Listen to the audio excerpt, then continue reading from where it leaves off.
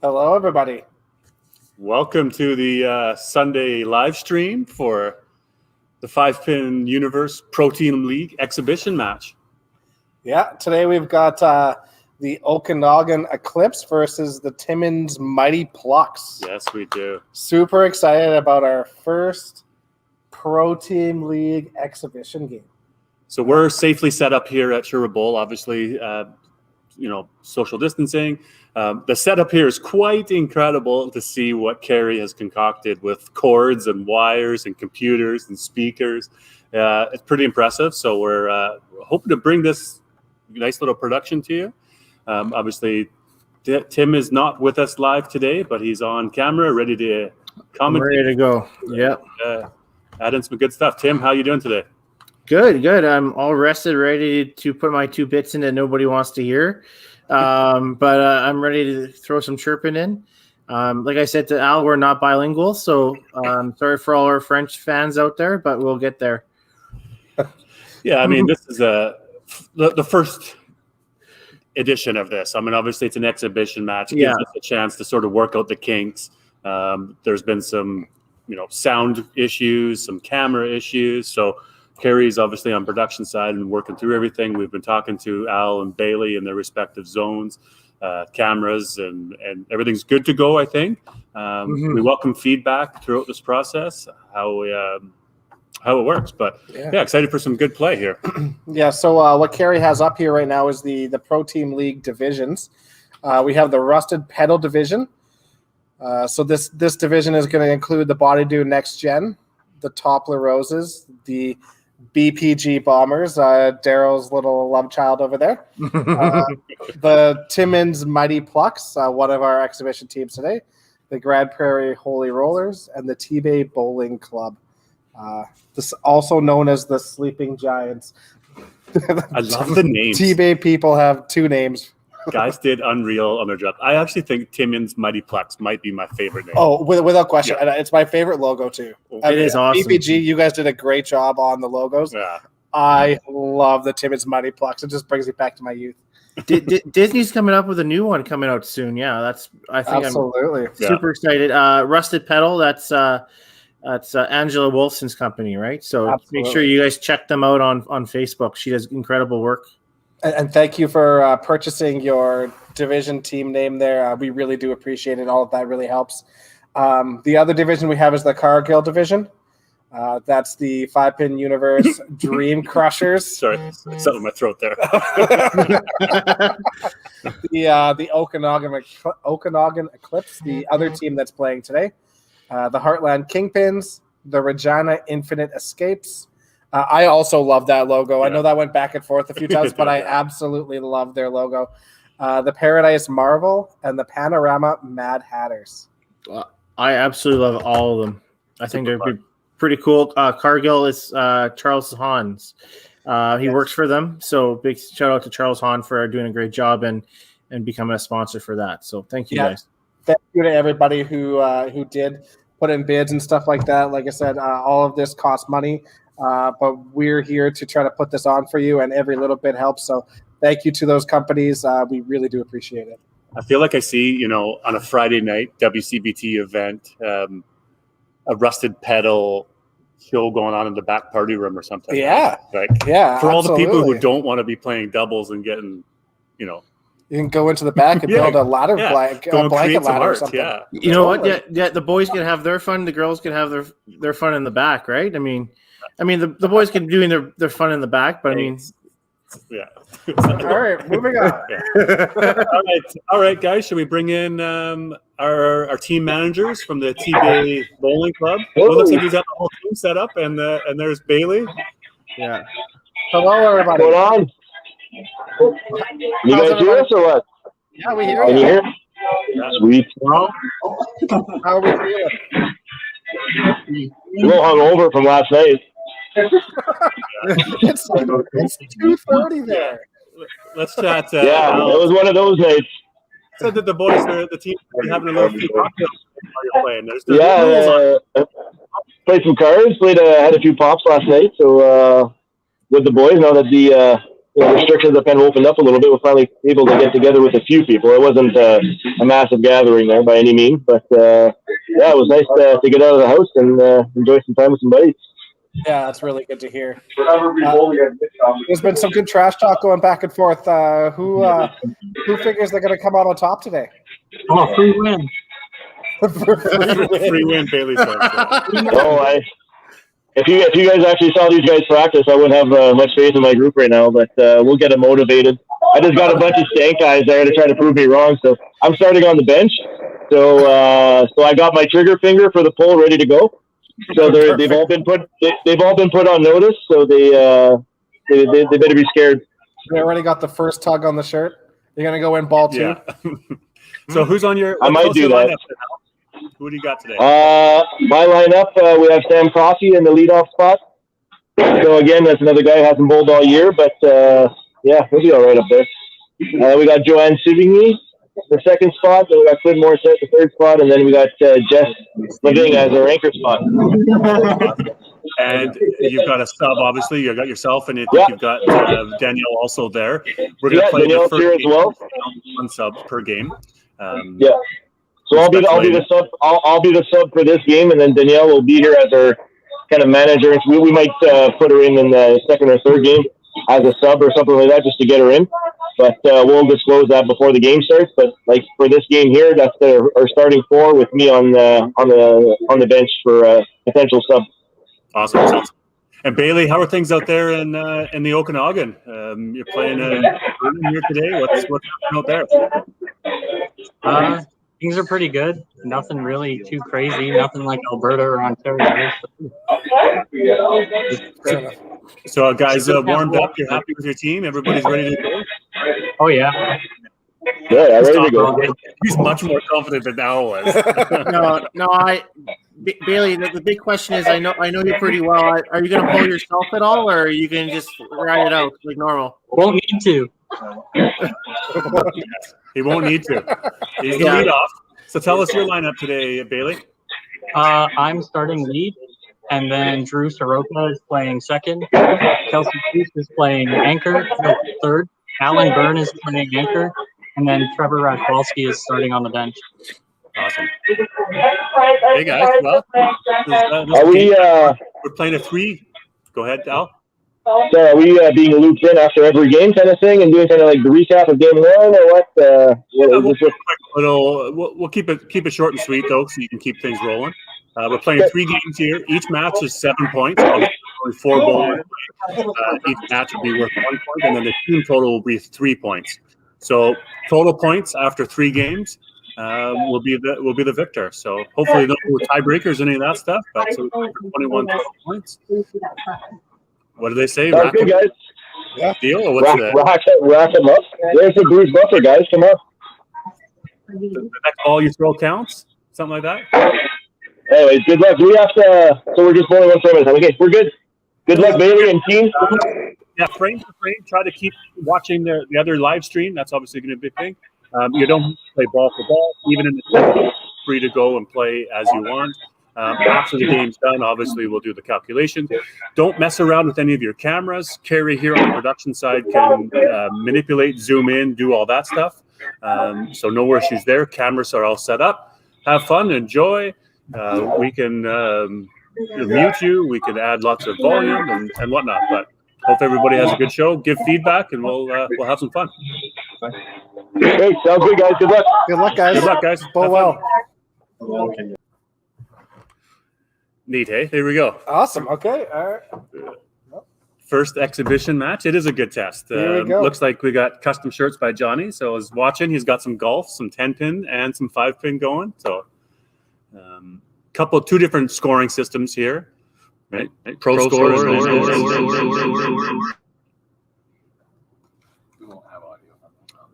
Tim, what do you think? What's going to happen here in first match? You know what? I really don't. I know the girls out there from Timmins, and I honestly, I hate to say it, I really don't know the guys all that well, except for Al. Right. So the girl, I know the BC people a little bit more, but I'm the pinfall out there. You know what? I'm going for Timmins on the first one. First ball. Timmins on the first one. I think I'm going Timmins on the first one. And that's Sam Coffey, they call him. Sam Nabob is his last name. So I think this make it easy for Sam Coffey. And Bailey follows with a bomb of his own. 2 great shots to start. Fantastic. I love the jerseys. They look so good.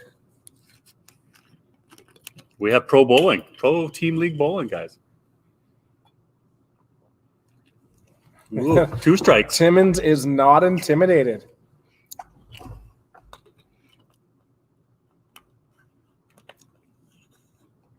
We appreciate the effort that the bowlers are putting in, as well as coming in, on a Sunday bowling, wearing masks, keeping themselves safe and sanitized as well. Absolutely. Yeah.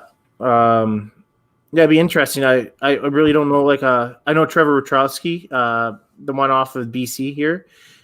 He's actually quite the shooter too, as well. He's pretty unheralded, I think, from Okanagan. So they actually, both people who are coming off the bench are kind of a little bit of, we'll bring a little bit off the bench there for them. Yeah. So looking at your screen, everybody, the Okanagan Eclipse, obviously in the yellow and green jerseys on your right. And then the Timmins T-Bay Bowling Club on the left with the orange and gray and black. So what's super interesting about this is in our first exhibition match, we have 2 bowlers who bowl the bocce foot. That's interesting. Yeah. Both in the 3rd position, Clint and Kelsey both bowl off the right foot, bowling with their right hand. That's awesome. Mm-hmm. A little bit like Brenda Walters we saw the other night on that match playing against Sandy Anderson. Yeah, Brenda Walters, Greg Peteritis. I mean, a couple of our last podcast members. It's tough. Yeah, it has merit. It depends. It's a different kind of timing almost. But I mean, the one thing for sure that whenever I've screwed around with it is it keeps your shoulder square. You can't drop your shoulders. So right. It's interesting. They obviously have a slider on the right foot then. Yeah. Instead of the left foot, right? Yeah. Well, you know what? Honestly, though, that was a great shot by Sam. Just got tapped on that left corner. Jesse Bouchard. Well, he gave him a strike. Oh, yeah. Is Bailey with the double? He doesn't even no fist pump. He just kind of casual. I don't know. He may have just fouled about his way, isn't he? He did. Bailey. It doesn't show, but Bailey just fouled. The F came up on Pro Score. Bailey just has a foul. It's not counting fouls, but Bailey just went over the line. You see by his reaction. Is that the rule book corner coming out by Dexter? He's keeping a close eye. It is. It won't count it in Pro Score going across because they don't have that. Yeah. But the foul light definitely went off. So Bailey's down 15, I'm sure. Yeah. Yeah, I don't know what we're talking about there. I lost track. Sorry. Good chat, Tim. Yeah. I think we're talking about the goofy foots. Yeah, the goofy foots. Yeah, I forget. You called the bocce foot. I'm not sure if I've ever heard that term before. Bowl and bocce, yeah. Right.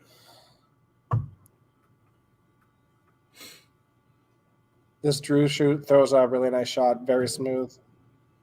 It's the first I've seen him play as well. Oh, sorry, that's what I was going to bring up. Jesse Bouchard actually plays off the right foot. As all you guys know about that too. But Jesse always been sold a pair of shoes. And he always been sold a pair of shoes for normal bowling. Like, so you bowl off the left. If you're right hand, you bowl off the left foot. So he actually throws off with a rubber sole on his right foot. So he doesn't even throw off that. So so there's no slide for him. No slide at all. So he just plants and tosses. So I'm surprised he hasn't blown out a knee or a hip yet. Yeah. But it always comes down to timing, right? I mean, when I had my busted ankle and I was doing it, it didn't hurt to try to just stop with the rubber. It's just you got to be prepared for it. That's all. We got a message here from Bailey that the Okanagan Eclipse team is playing in open play mode, so it didn't register the foul. Right. So we'll have to remove that at the end of the score. Al out there and Timmins, hopefully you know that Bailey's score is minus 15. Gotcha. We got the thumbs up. Thanks, buddy. Roger that.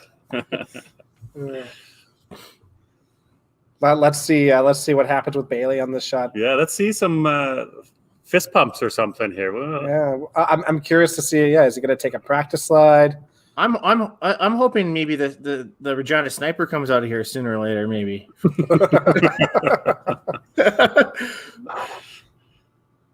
Oh, you got tentative on it. Look at you. Yeah, a little push. Both of them pushed out. Yeah. Okay. Sam Coffee. I think we just call him Coffee from now on. Huh? Not even Sam. Just Coffee.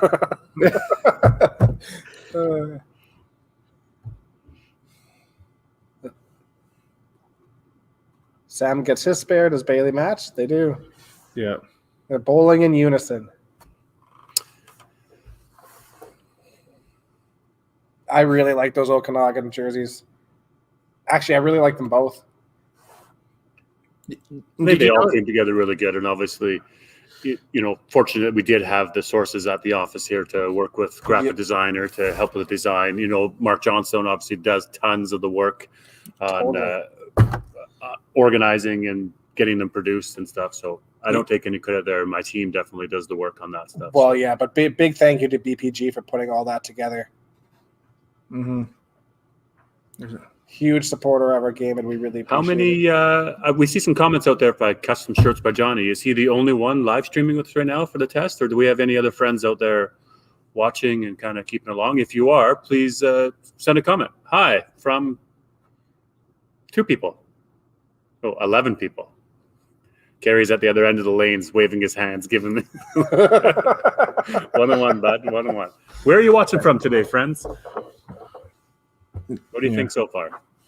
I think it's pretty cool. I think he's working out just fine, actually, to be honest with you. Morissette with the strike. He's on the board there. He's probably feeling the yank about to come from Al, wanting to get in there, itching. Man, Alan Burns, he's a great shooter. He just there's a name we hadn't really heard forever, and he came out to all the cash tournaments last year, and he played great.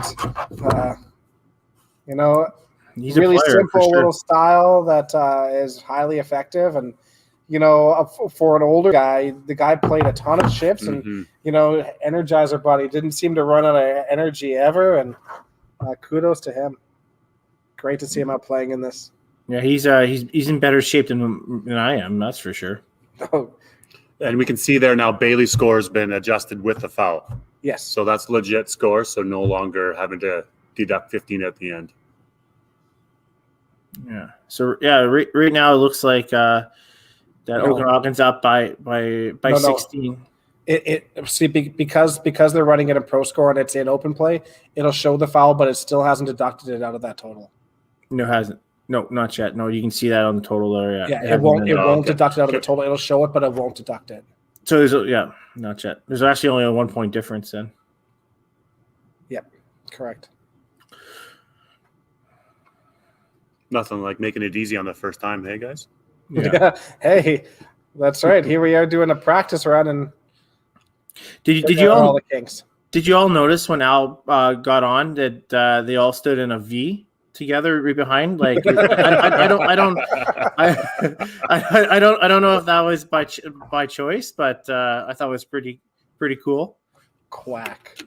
Yeah, just gonna start quacking. Yeah. I'm just glad he went by that direction instead of any Montreal Canadian colors. I mean, that would just been brutal.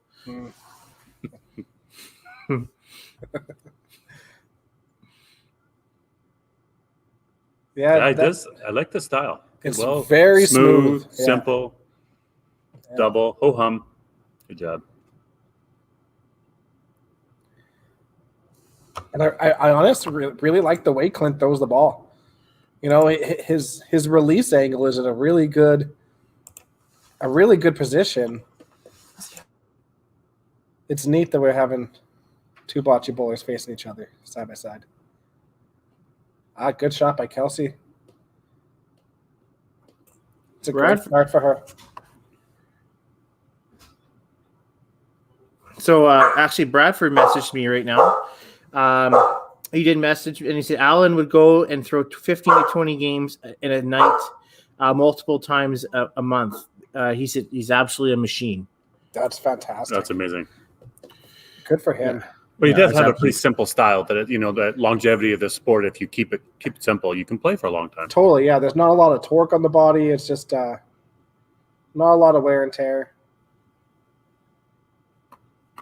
Good pick there, Al. After he missed a one in the third. Jim Head would be happy. I think that's where we're going to see, a lot of people struggle coming off this, however many month hiatus that each province has had. Hitting the middle and stuff, it's probably going to be okay. You might be a little less, accurate, but you're probably going to be hitting the middle fairly often. But I think it's those key corner spares or chop spares that people are going to be struggling with a little. I would think that's in general, though, right? If you're on top of your game, you're working on the spares, you're working on your chop offs, you're working on even the missed spares. If you're not playing very often, then you're likely to miss those. Absolutely, yeah. Two leagues a week, or even one league. But I mean, you just really got to work at your game. Totally. Yeah, I think we're going to start throwing some practice here soon. Dream Crushers are more than welcome. Couple of coffee and Baileys. Wow. Wow, that's actually Tim, really I good. thought you'd catch that one. Coffee and Baileys. Well, Yeah, that's really good. Wow. That's super good. Wow. That's another great shot by Yeah. Drew, and he looks super confident. Triple turkey. Yeah, I hate to say I've never actually seen Drew play before, right? So I haven't either. he looks like a really good, solid player there. Absolutely, yeah. Might have to get some live audio on the next time that he goes and bowls. Another great shot from Kelsey. Now, Kelsey is a relatively new to this game, too, if I remember hearing right. Only having played, the last, 3-4 years or something along those lines. So kudos to her. It's a great start. And she's been a great supporter of 5-Pin Universe and everything that we've done. She's helped us out with a whole bunch of stat stuff. Alan gets tapped again, eh? Yeah. So and, she's been putting in a bunch of orders and stuff. So thank you, Kelsey, for all your support. What were you trying to cut me off with, Tim? No, I'm just looking at the Nice score. shot, I mean, fifth frame coming in here, right? I mean, you look at some of the scores. Bailey's is close. Drew has a double up. He's up by 20. 15 up on Joan there. Is it almost time to make a change here soon? I'm not sure Maybe. who, though. When you look at it, I mean, Yeah, you're loaded up on the Timmins side. You're Yeah. fairly loaded up here on this Okanagan side. So Yeah, on the Okanagan side, you can't touch Drew or Kelsey right now, right? They're both playing really well. I can't say I'd be looking as a coach here to be making a change just yet. It's going to be getting close for Bailey and Allen, I think. Yeah.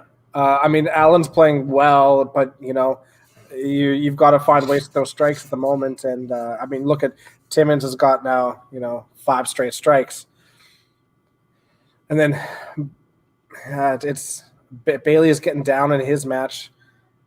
Yeah, that might be the one, depending on what Al does, but Yeah, It's just tough, right? I mean, at some point you try to flip the momentum in some of the matches. I mean, if a couple of them are runaways, you try to work on the ones you can get the points on, right? But so Bailey actually only has 119 in 6. right, So he's down. He's down quite a bit with a couple balls in hand. So maybe that could be the one, depending on what Jess does with Allen, right? Absolutely, yeah. We'll see what happens there, but Bailey may have to pull himself here. And see, this is the big thing, and I know. See, I've known Bailey forever, and because he used to come and live in Edmonton, he used to play on our Wednesday night, and we used to trash talk all the time. So when we trashed Bailey, it's nothing personal; it's just out of fun. But it's tough when you're a player manager. When do you pull yourself? I mean, it looks bad if you don't play, right? It's a tough call, right? So that's why I'm fortunate we don't have one on our team, right? But Bailey's played enough. I think he'll make the right call on somewhere else. Yes. So it looks like I believe the Okanagan guys, was that right corner down? It looked like that right corner was down. So I think we might be getting a score correction here. Can we run the replay on that, Kerry? No, we're getting the negatives. Wait, what was it? Was it leaning? Because remember that new rule, right? When does the new leading pin rule go into effect? You better explain this new rule, Tim. If it's leaning, it's not down. Yeah. What's? Let me pull it up here. Oh boy. Well, it's been called and we've moved on. Yeah. So when does that new rule go into effect? When does that become common knowledge? Well, technically, it's not even on the. Anyways, I'll read it out to you guys right now. Any pin which is leaning are not stand. Yeah, you've already butchered that. Yeah, that's wrong. All right, so we'll just move on. Good half by Kelsey. That's a great start. Double 5 spare, double 5 spare. Well, anyways, I sent it out to the proprietors wrong. That's perfect. All right, I got to redo that tomorrow. Oh, wow. Yeah. All right, well, let's see what happens here with Alan because somebody's got to get the hook here quick. That was a good shot, though. That's a great shot. I think Beta's got one more ball left. But he has as many balls left as he says he has. He's going. Yeah. The best part is throw a strike. Can they hear this? Can they hear us through this? I think they all have a third tablet that they're probably listening. Or Perfect. This is perfect. So I'm glad somebody's listening. So Bailey, you have one ball left, Bailey.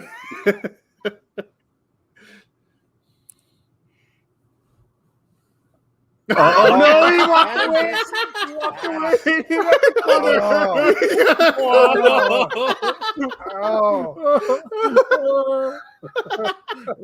Oh, wow. All right, well, I was a little confident in that shot. You know what? I don't blame him for being upset about that corner, but this is why you don't turn around on shots, fans. Because he was chirping us. Good cover. Good job. Thank God it's almost perfect. You have a mask on now for these situations, eh? We got Coffee going for a triple. We got Drew going for a 5-bagger. Can we hear live there, Carrie? We can't. Negative on that live.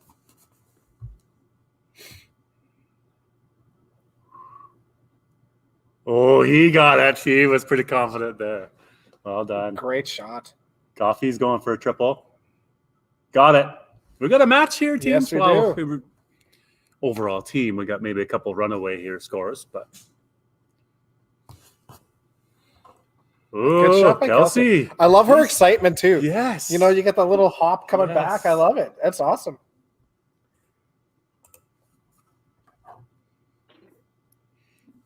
I feel like both teams have started to get a little bit into the game, into the rhythm a bit. Absolutely, like, okay, we're in a match. We're through the first few frames.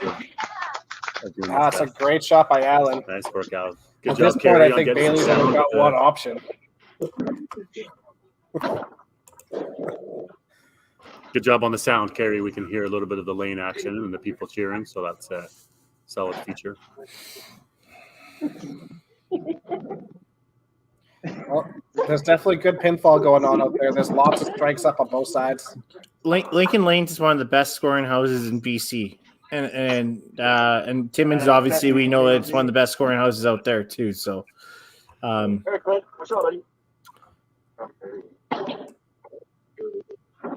Lincoln Lanes there looks synthetics. they are synthetics. Yeah. Yeah. Okay. Oof. Ooh, tough one on a double there for Clint. Would have been a big one to catch up to Kelsey. Yeah, that would have been a big strike, that's for sure. That gives Kelsey a pretty good advantage. What is it synthetic there in Timmins as well? Yes. Yeah.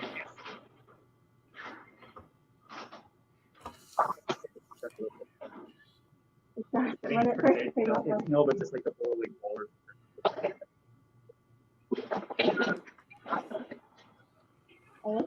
So I wonder when Al's going to make a move over on the Timmins side there. Yeah, you'd think maybe the 2 or 3 spots you might want to. Yeah, 2 or 3. The 2 might be foregone. 3's maybe somewhat catchable. Yeah, I think at this point you got to leave it Sam, and I think you got to leave in Jess. Yeah. So Now, Jess, we should talk about a little bit too, because this is the 5-pin universe 8 game. We had a huge score out of Jess. absolutely, yeah. And you can see why. Absolutely. She can play. Except for a couple of 3 pins there and 2 and 4, but but that's, if you watch the WCBT Tour Finals, 3 pins, is almost the key to victory. Coffee's going for 4. That's a great shot. Nice hand bone. Bailey gets the push over. Yeah, there's that right corner pin on that lane.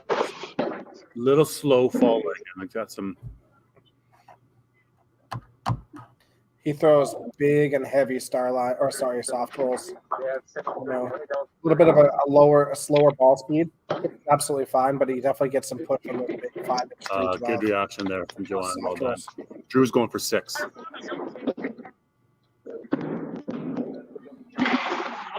Oh, look at that cruncher. Nice little cruncher. Well done. Great shot by Drew. Okay, no changes yet over on the Timmins side. Yeah, neither side. Both of them we were talking about in that 2-3 spot, they both came back with the strike. Well done to earn the respect from their managers or coaches to leave them in. And there's Kelsey with a little bit of punch, so somewhat opening. I don't know. I mean, obviously Clint's got some. It's funny when you start getting to that, you can start feeling that hook around you. Yeah. Am I going to get pulled? Am I going to get pulled?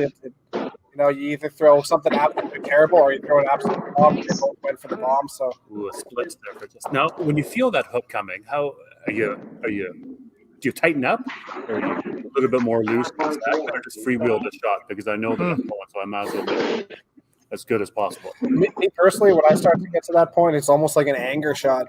Yeah, I'm pissed off. I'm in that position. Just get up there and really force that finish or force that aggression. That exactly, a highly aggressive. You can't be timid. There we go. Alan comes back. Look, now he's right back in the match, right? Absolutely. Two things I think about when I think about getting pulled is one is like I really have nothing else to lose. I might as well stay aggressive, right? And the other one is never look at the coach. That's right. That Bruce taught me that at an early age. Never look at the coach. Personally, that's one of the things I've probably struggled with is knowing that I'm likely looking to get on the hook. Probably haven't dealt with that really well. Knowing that you're hooked and oh boy. Another one. Kind of hope and a prayer, right? You just don't get pulled. He's got a strike. For a couple of frames, you're good. It's a tough thing to manage in a match. Absolutely, it is. But that's kind of what I like about the Open and stuff too. Though is I don't have a problem being pulled. It's some people get nervous about it. It's almost like a comfort blanket for me because if I'm gonna struggle and I'm gonna start punching. Oh, another one. Feels good. He got away with the push, eh? Yeah. Well, it was a little going right. He kind of walked that way a bit. You could definitely see that the pinfall there in Lincoln, that it's definitely, it's forgiving. It is, especially on the thick shots. You could see the rollout on the crunchers and stuff like that. You get some fingers on your shot, you get away with a bit. So it's great to see. Do you know what this team could be a dark horse in the Cargill division, right? Absolutely, they could. I think it's fair to say I'm not sure there's any dark horses. There's maybe some unknowns and proven. I don't know if that's even the word, right? But I think every team that's in this league is legit. They can all play. Oh yeah, exactly. I mean, if you put in a team for this, you got to pay the franchise fee and get in. So you got to have confidence in your players, and unfortunately, with the geographic locations of some of these teams, that a lot of the players we may not know on a regular basis, right? Yeah. So this is what's the great thing about this is that we have an opportunity to showcase those people. But you got to think that they're competent bowlers and they got to be able to play. They just might not be as known as we're used to, right? So. And that's they're dark horses, but they're maybe unjustifiably so, right? Yeah, exactly. It's only because they're not traveling to the WCBT events and all the tournaments and qualifying and making cuts. But we know that they can play, and there's a ton of players across MG that can play. Absolutely. Do you think they're going to let Trevor and Al get involved in the next bit here, or? Yeah, good question, Tim. I would. In a match that's gone, you kind of start calculating a little bit to see.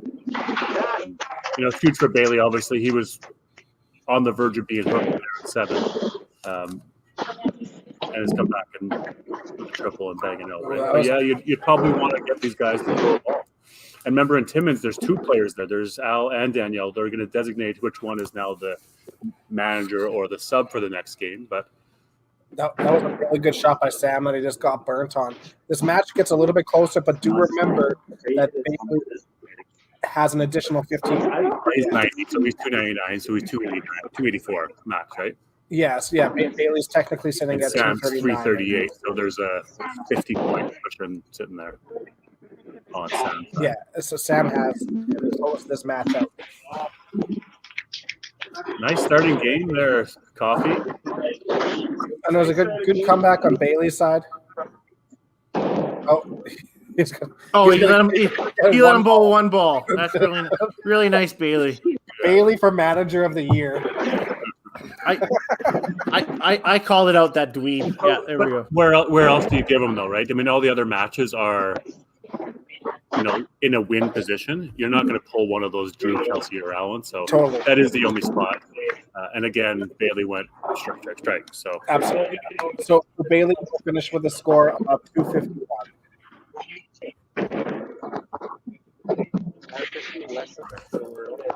So 338 to 251 in favor of Timmins. Wow, he's just motoring. Drew is just rolling. Angela, nice comeback from her to eat comfortable John, looking at potential pull earlier on, and she's come back with that huge second half. Yeah. But like you said, Tim, if Okanagan was ever considered a dark horse, I mean, this legitimizes some things that Drew's about to shoot a high three. Yeah, exactly. Don't be sitting around thinking that this is going to be an easy match. And the big thing is that all these players are playing in their own center. Yeah. So they can get as comfortable as they want playing at their own place. Absolutely. Yeah, some great scores to start. We have a 338 by Sam. We have a 371 by Drew. Amazing start. And realistically, I mean, Timmins could have 1,100, and that's not nothing to be shabby about. 1,100 is 275, and and Okanagan's looking at potentially close to 12. Yeah. And Bailey's going to be like, that manager of the year. It has nothing to do with manager. It's about how great of the team they played there. Right? Hey, but you know what? He said at the start, easy win. I mean, he's on top, which is important as a player and as a manager. That's great. Yeah, but you also forget Al's not even playing either, right? So we have 1 point for Timmins in the first match up top, and then 1 point for Okanagan in the second match. Well, just squeeze it out here.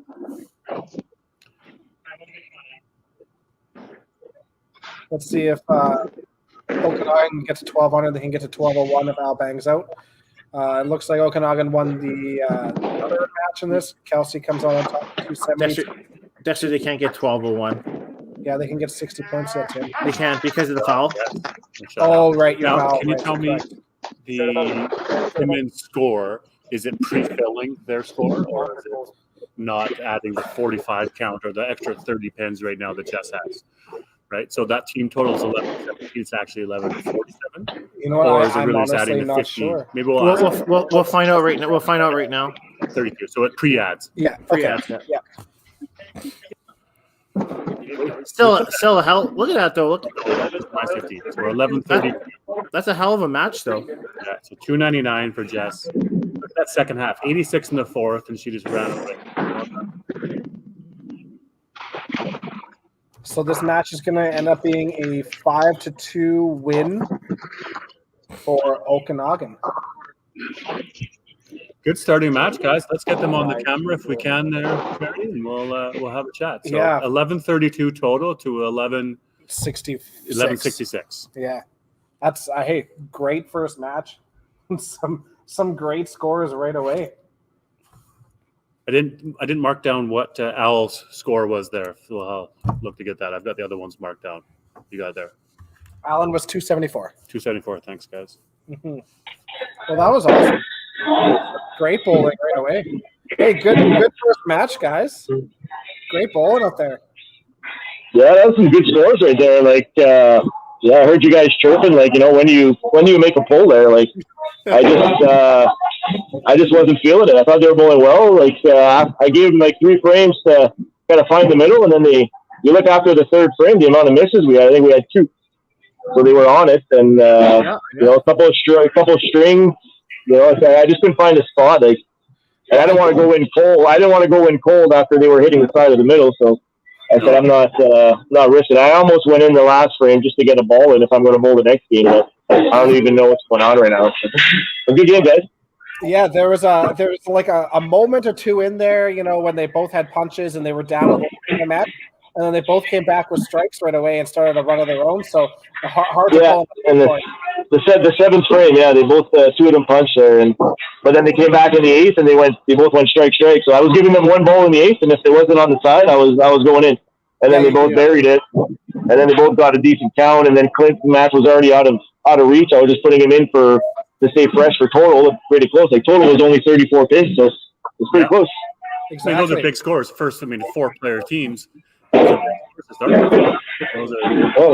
great game. To start, that's a good first match. Al, what's the change up for this match? Are you going to make you going in? I have no idea what's going on this match. I don't know. We might sit Morissette if he's all right with that. Yeah, so we'll probably sit Morissette. We'll slot an Al in there, and then Danielle will be our spare for this game. Okay, I think that's a good move. I mean, obviously Sam was the coffee. I don't know if everybody caught our coffee and Bailey's there. That was a nice. Yeah. We thought that was pretty funny. Yeah. No, he did good there, and obviously Jess played great down at the anchor. She was, a couple of three. Yeah, she got the split in 8. That was the game right there, because she was on 3 in a row going into 8, and then she bagged out for 4. So even if she gets something terrible in the 8th, it might have been the game there. So it could have went either. It could have went either way, right? The other guy strung 7, 8 in a row, whatever. So Sam won the big game. Sam and that guy kind of kept up with each other, and then. Yeah. It's 30 pins. 30 pins is one shot, really, right? It's one mark here or there. So. And Bailey, how about you? If my team averages 11.32 for 4 on a regular basis, I'd be pretty happy with that. Yeah, absolutely. For sure. I can't complain about that. How about you, Bailey? How's the team feeling there after that first match? It's feeling great. Everyone's in a good mindset. I fouled and I had a shitty runaway, but yeah, you were pretty confident on the one you walked away on. Yeah, it looked like you were pointing the finger at Tim or something like that, and it stayed up on you. But we got through, so you guys look confident. You look confident. I mean, you struggled a little bit out the gate, and then you threw that bomb and left that corner, but you look confident. You are obviously confident that you put yourself in for that entire match. You were probably the one to get pulled in that match if there was going to be a pull, and you kept in it. You threw strikes down the line. It seems like that was the right call, but you definitely look confident. The rest of the team looks great. Drew throws a great shot. Yes. I mean, he was shooting 390 coming home. Kelsey starts out great out of the gate. Alan finds a way to start pushing his goal at the start. So you guys played. It was a great opening round, and good for you guys. You look confident. Any change coming up? What's that, sir? Bailey can make a change to the lineup. Is Trevor get into play? Trevor's going to be starting over me in league. Great. So Trevor's going in 1. Bailey's going to stop on the bench and look to come everything in else or not. But right now you've got the lead at 5-2. So. Yeah, guys, well done. First match under the books in the exhibition. Let's see how it goes in number 2. Have fun. All right. Good luck, guys. I mean, that's neat. Game 1 in the books. 2 guys that we really didn't know a whole lot about. Sam Coffey throws 340, and Drew Soroka with 370. I mean, that's a name now that's going to start to be proven. So. Oh, exactly. I mean, I'm glad that we're doing this because some of these bowlers and stuff too, and I think that's important. But I think even coming down to our own matches that we'll be participating in, it's nice to see that these guys are quality of players as they are. So it's good to see. obviously the one difference that some of the teams might have is that, or that we know of, is the relationship. You've played together before, whether it's on a team or at tournaments or double triples events. So that, maybe the high five is not allowed because of the social distancing, but you'll at least be able to tell that the relationship between the members of the team is there. Oh, totally. It might be something that some teams will have to work on a little bit, but for the most part, it's got to be there. Yeah. So Al is going under Clint's name in the third spot. That's something that they're not going to change on the computer, but Al is in for Clint. Yeah, well, that sounds good to me. And Trevor, so he didn't play at all last match. Got one ball in, obviously, at the end, and now he's thrown into lead-off position to go and play against Coffee with 340. So yeah, and first ball was just absolutely rocking. Got a little bit of a tap going away, but solid first shot. Coffee's back in it. Yeah. Trevor, Tim, you said earlier about Trevor. I mean, he's played. He's Trevor just doesn't play enough. I think he has a family and obviously with a bunch of small kids, and he just kind of just plays his opens and he plays local events, but he can play himself. I know him through Eisenhower and Carrie's met him. He played the BC event a couple years ago in Abbotsford, and he actually won it out there. So he can play when he gets on a roll. He's dynamite. Trevor is a solid player for sure. That's good. And Drew just right back at it to start the game now. Yeah.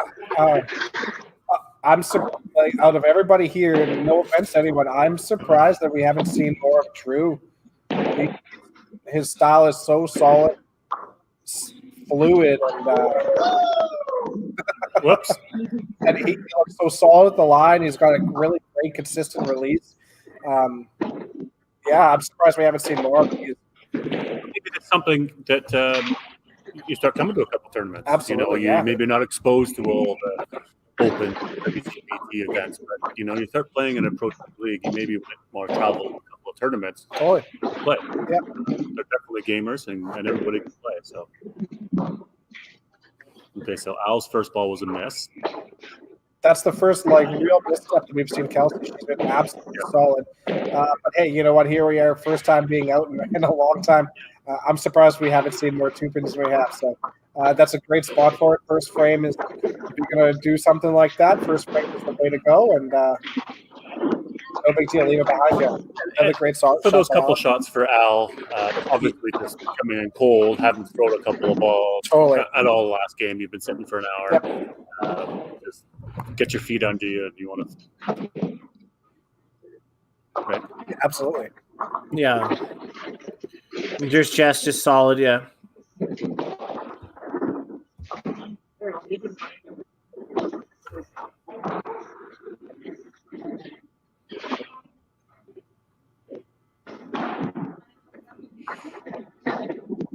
All right, let's see if Sap can take a quick early lead over Trevor here.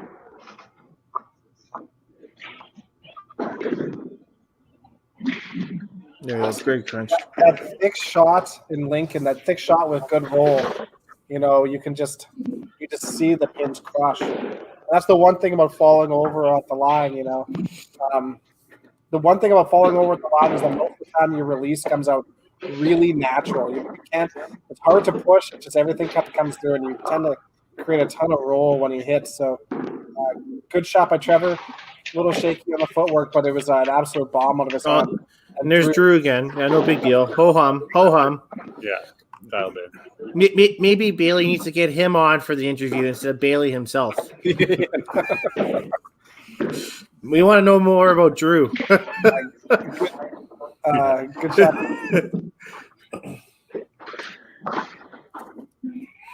That's a good shot by Joanne. Got a little bit tapped on that left corner, but came in a little bit high on the right side. Great shot, though. That could have pushed. Missed corner spare, but I think that's something that we could see relatively commonly with just people not having thrown balls. Those are the shots that typically come with being super sharp on your game, and mean, it's impossible for any of us to be super sharp at the moment. I was fortunate enough to play with Joanne and Jess against them both in tournament singles. So a Masters. So both of them, they're both really good female bowlers out there. So definitely Timmins is a team that if you're in that rusted pedal division, they're a team that can sneak up on you. Well, I don't think they'll sneak up on you, but they'll be a team to be messed with for sure. Absolutely. And a reminder to all our viewers out there, we have these different divisions and we will face everybody within your division. But much like the NHL and other professional leagues, you'll face teams outside of your division as well, just not as many. So for those teams that will be facing Timmins, keep an eye out for them as well. Allen looks super, super sharp right now. He threw that double coming into frame 2. And you know what? He let that ball go, and I think it was at the arrows, and he put his arm out, knowing that's a strike right away. So Allen's feeling it already. Now BC is one of the few teams that could have been out throwing balls while the whole pandemic has been going on. At least since the initial shutdown, bowling alleys have been open the entire time. So just no leagues, but bowling alleys have been open themselves. So I just got so Drew is the owner son of Lincoln Lanes. Oh, neat. Okay. Great. Ivan, yeah. So he's thrown a few balls in his career. Yeah. I just texted Eisenhower. I was like, "Who's his Drew?" He's like, "He's really good. He's Ivan." I was like, "Ivan's son." I was like, "Oh, of owner of Lincoln." Yeah. He's like, "Yeah, he's really good." So I was like, "Okay." Just super fluid. There's straight back, straight through. It just super solid. Can't say enough about him. Nice little baby hook.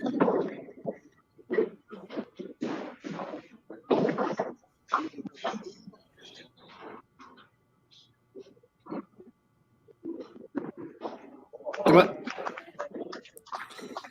He's been working on his corner pins. That's right.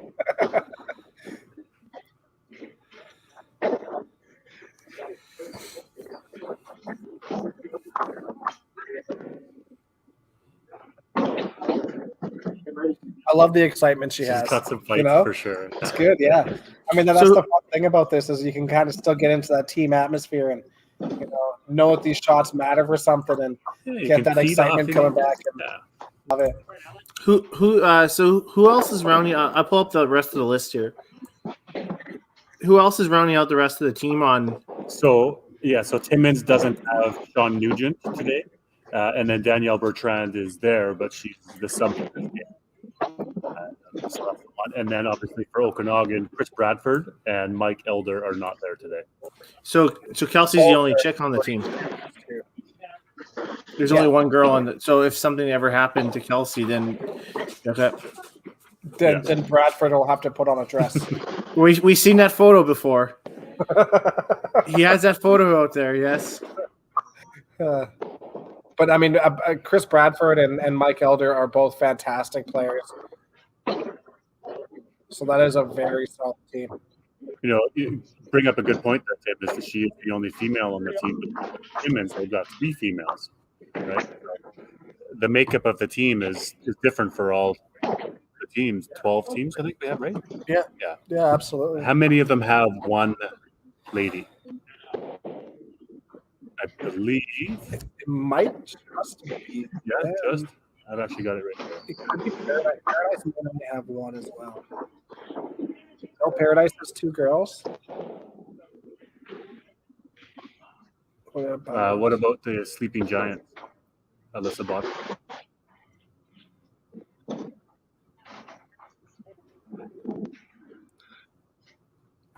Is the only one there. Yeah, we were going to run with one girl for our team for a while there too. But when we opened up to a 7-player team, we picked up a second girl as well.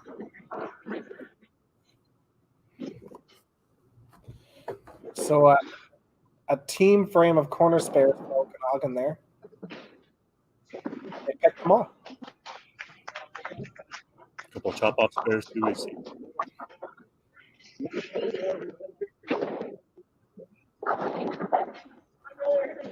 Looks like Okanagan is taking another bit of an early lead here for some of it.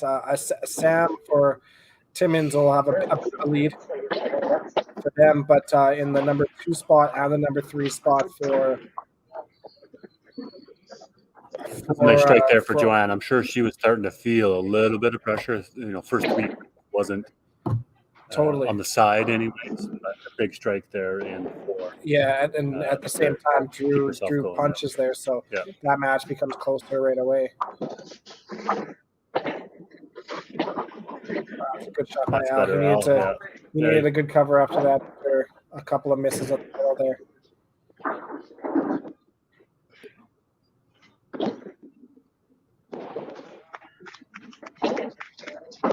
Strikes give you that opportunity to start loading things up, right?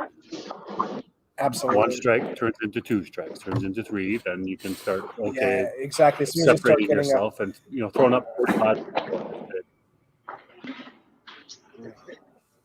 And that so now the number 2 and the number 3 spot both gets a lot closer all of a sudden.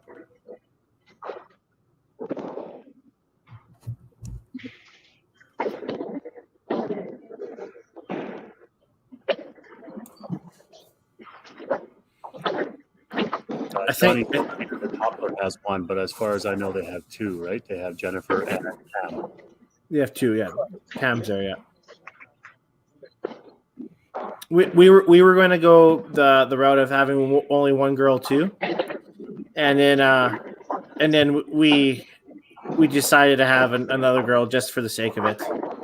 How do you feel? Have you had that conversation that maybe she won't play a whole lot and it's only used in emergency situations, or is it no? She'll probably get her fair equal time. I think Caitlin will get an equal time. Yeah, really happy with our team as a whole. I feel like they're all solid shooters. Our 2 girls are and both have played at national levels and both fit in well with the boys, and I think we'll have a solid team dynamic there for sure. Alex throwing that strike there is huge, and that gives him a big advantage there. And it's interesting, Jess goes up and she goes headpin and then almost gets the spare headpin 7-3 to clear it up. Yeah, the big thing for us was Katie's a teacher, right? So what happens is she gets sick, right? And then all of a sudden we're hooped on our end because everything was working out. So for us, we needed to have a backup plan, right? And then we had originally we were going to get Haley Cole, and then all of a sudden she was pregnant, and then so she's like, "Well, I'll do it," but then her master's experience wasn't so good, and then with how the restrictions were being, participate the whole time too, right? So, but there is merit to everything out there, and each team has their own, and I think that I think each team has the rhyme and reason to it. But it's interesting though. Kelsey's obviously going to be, I think, really good for that team. Yeah, absolutely. I mean, you could see the solid team dynamic. We've talked about it a lot on the podcast about just being like good team player and whatnot, and even JB was talking about it with his 260 bowler blog that he's doing there, and you could just see the energy of hers coming off the ledge, and I think that's super important. And I think it's great. It's nice to see that excitement, and it's nice to see this virtual sort of world that we're in with these matches that we're doing. But it means that this is going to turn out well for them. The three girls on a team like Timmins has it's really give you a whole bunch of flexibility too, right? So that'll be kind of neat to watch too, as somebody who enjoys seeing like as a managerial side of things. I think that'll be really neat to watch. Absolutely. Yeah. So Al punches in frame 5, which gives him 139.5, which is a solid start. But that punch gives Jess that opening that she probably really needed. Yeah, because if Jess throws a strike here, technically she could be still up. Oh, no. So no pins gained on that frame. Interesting yet. Nobody's made a poll yet or anybody's made a change yet either. So, we've seen some interesting things. I mean, this is our exhibition game and we're testing some things out. But, frame 2, we see a foul. We get to see a pull. I thought we'd see a pull before. Sure. I mean, is it so best 2 out of 3, right? So this is the deciding match, right? Correct? No, it's 3-game total. Total match points. Okay. But Okanagan obviously has an opportunity to put that away this game, but lots of game left to go here. Okanagan has a 46 difference and a couple extra balls in hand, but we're only halfway through that game, and it just takes a string of strikes, and all of a sudden that match flips on its head. We're starting to see more punching now. I think that comes with people starting to get the feel for things again and becoming a little bit more sharp. But 2, now we're coming down the line and starting to push a little bit more. A great shot by Trevor. That will give Trevor the lead now after going into frame 7. Yeah, I don't. Yeah, so Trevor is up. Yeah, up really. Balls in hand. Drew could take advantage here too, and get himself a bit of Yeah. Slider coming out. It's a big shot here for Joan too, right? I mean, to keep up with the match. So. Yeah, she needs this one for sure. Oh, she got tapped. Yeah, hidden left. Never quite sure what you're going to get with that. But, I felt so bad for her down in Quebec. She got the same kind of reaction a lot of the times in Perry. She just couldn't carry anything down there, right? And she had to pick a lot of corners. She seems to be sharp on them though. Yeah, no, she picked them. Good spare.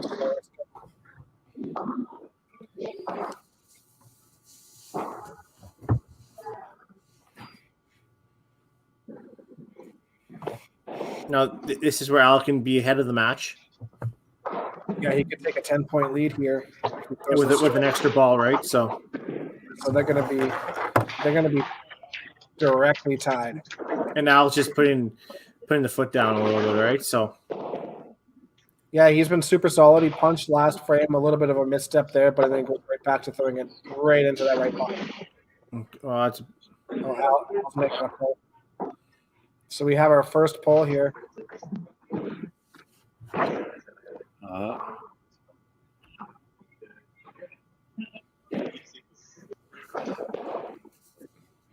Dave has got a question. Since Kelsey's our only girl. So with the 5-pin Universe Pro League, one of our rules is that a girl must start a match and a girl must finish the match. It must be a girl playing at all times. If you only have one girl playing, she must play the entire time.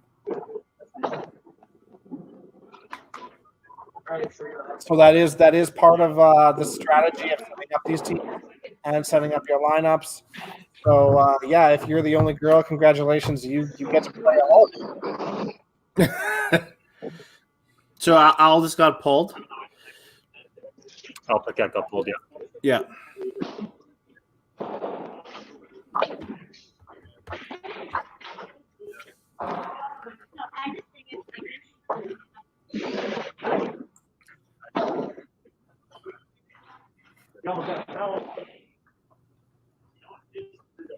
Well, that's another really solid frame from the Okanagan team.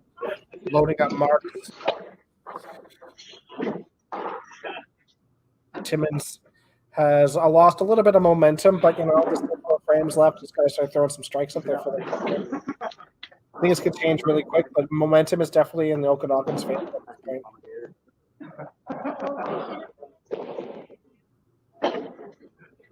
The copy's been on the middle, but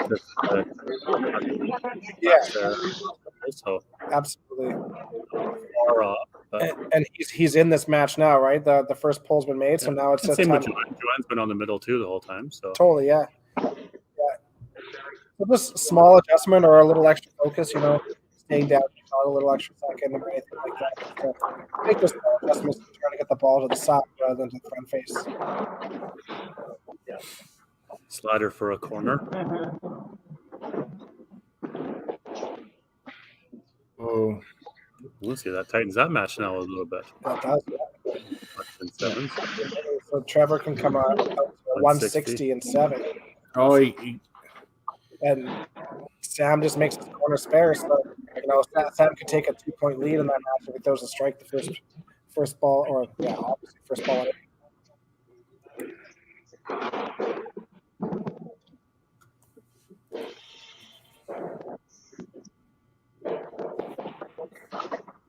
See if Joanne can put some pressure on Drew here. Left.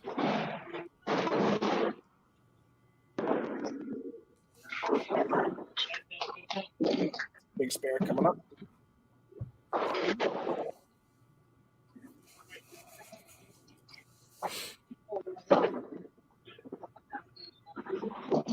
oh, she gets a slider. Doesn't have to be pretty. They just have to go down. Yeah. Very. Solid shot, Drew. This makes me want to go throw some practice this week, Dex. yeah. Nah, You to go practice this week for sure. nah. I thought Kelsey threw a strike there. It looked the 3-pin rolled into the 2-pin, but it didn't end up going. Didn't have quite enough force to get there. And then Ooh, we that was noted close. there that Al pulled himself, and then Danielle came in with the trick. So that's exactly what you're looking for. Absolutely, yeah. That's See if this huge. can And get- bench players. Oh, you see that? Too. So there's a nice pull. Nice pull by Al to get the team going with a spare and 3 strikes. Absolutely. Smart manager move. Manager of the year there. 2 spares and 2 strikes there. But yeah, I think the bench players will play have a major role in the success of their teams. The bench playing is But Al, man, I thought he was going to throw us a fist pump there too. he was feeling it. That's right. He was You're doing saying though, the pitch Davies run out. being a bench player is a mentality, it's a position, there's a role, there's no less. No, I think it's just as important as any other position on that team for sure. Just positivity from the bench for one. You don't want anybody who's going to be on the bench moping, that's for sure.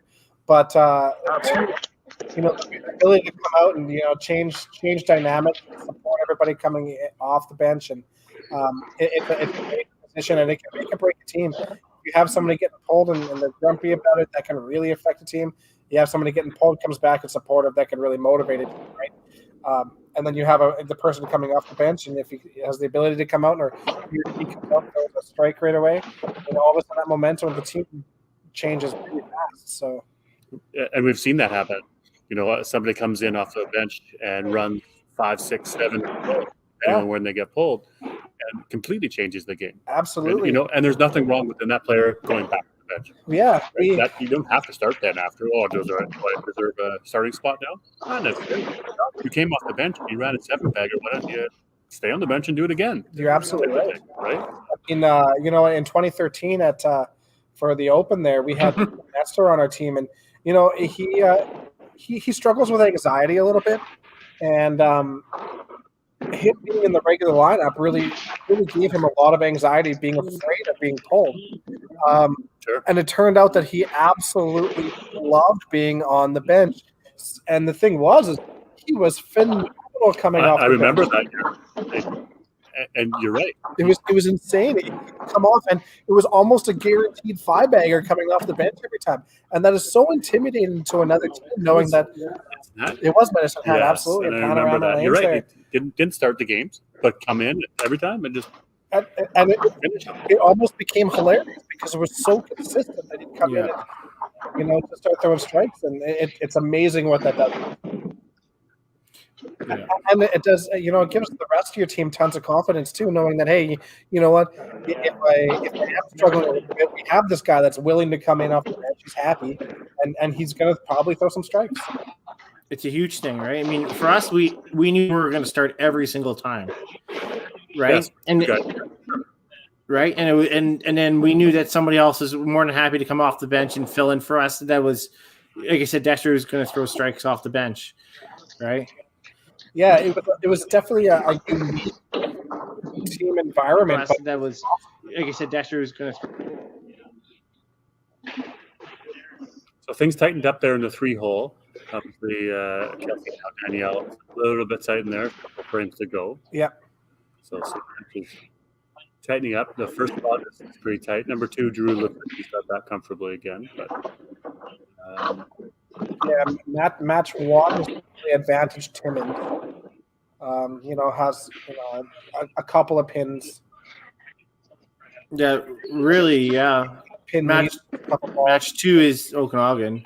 Yeah, match 2 is all but locked up for Okanagan. Match 3 is going to come down to the wire. You can almost say 4 is. It's within 1 ball. Yeah. So realistically, I mean, it could be. You're looking at And 4 is definitely advantage Okanagan, but there is still room. Big ninth break. Big ninth break for everybody. Obviously, both sides. So Bailey's coming in right now, eh? You notice that? I did see that. Yes, Bailey came in for Trevor. So flopping of those two. Because I mean, obviously Bailey can't come in for Kelsey, right? So.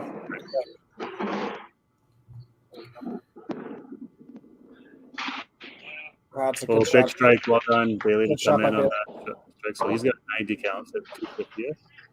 Big spare there for Sam, 2250. It's a 30 count. So there's some work to be done there for both.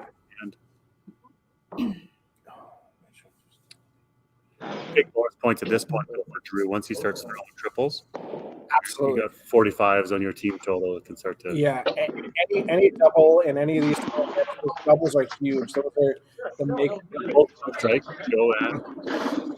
Do you think it's 700 double? Do you think it's a 700 double? Yeah, we got 370 the first game, right? So he's looking at 30. That could be. He maxes out at 348 there. I mean, and that's huge for total, right? I mean, that's absolutely, yeah. Right. I mean, it's a little bit different when we come to the real matches when we're going to have 5-on-5 rather than 4-on-4. You have somebody that throws at 370. That's a little bit tougher to cover up on the 4-on-4 sort of basis. Having that extra player might help cover up a little bit. But I mean, so you're huge. But you think about this right now. It was 5-2 the first one, so the max you get is a 7, right? The big match right now is obviously Kelsey and Danielle now, right? Because if it goes 6-1, right, that's a shutout for the next game, right? Absolutely. Yeah. Right. So that's a match we got to be watching right now. If Alan ends up opening here, then Jess has an opportunity too. Sure. Jess can max out at 257. If Alan goes open, that's 244. Right. And for Jess to come back. He tapped. He went thin on that. Yeah. Yeah, exactly. So that breaks. Sam's open. Let's see if she takes advantage. Well, that's a big corner too. Yeah, 252 to 257. So, nice big strike there. Yeah, 57. Because if he threw a double and 10 on, you pick that corner, all of a sudden he shuts her out, right? So exactly. So now, if he gets 2, bangs out, she gets to 240 or 257. So now that means that if Alan goes strikes there, he bangs out, they tie. Both have going similar times here. So Sam goes first. Oh, that's big, man. That's a really big strike there. Bailey looked like a great shot too. Rip on that one, Bailey. Is it weird that there's no lane courtesy? Like, I mean, it just feels a little weird to me. Like, oh, Sam goes quick on that. Didn't he feel like he was sort of got the ball? Yeah. Going? misses, that gives him a max of 252. 252. So And Bailey's waiting for his ball. So Yeah, so Bailey can finish at 259. So this is a big shot. Bailey will need this. oh, Kick deuce, back. okay. So 249. 49. So Bailey's He needs the strike. 5. They tie. pitched. Yeah. Oh. And again, I think that's that's just not being able to throw a lot of meaningful shots these days. Yeah, you haven't done that for the last few months. You got to remember how your body handles that. So first match.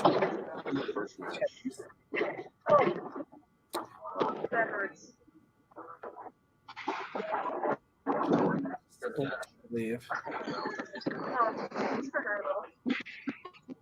I mean, still total, right? So At least he came in. He had a chance. So you have the Two good opportunity shots. to throw a shot. You learn from it. Absolutely, 2 good shots, and he stayed behind the line.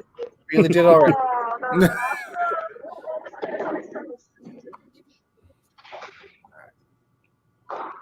Drew could do some serious damage. They just sort of pushed it away, and it looked good. Ooh, punch. I thought it was push. Yeah. Yeah, it looked like it was going. I mean, this is still down 100. Mathematically, it's getting really The team tough total score pre-fills on both. Yeah, you've got 75, so you've got 135 additional points up for grabs on for your 920 max. yeah. I think you have 135 points in Timmins. Yeah. So yeah, it's oh, that's a big strike there. Yeah, they need them all. Okay, so 286 for Drew.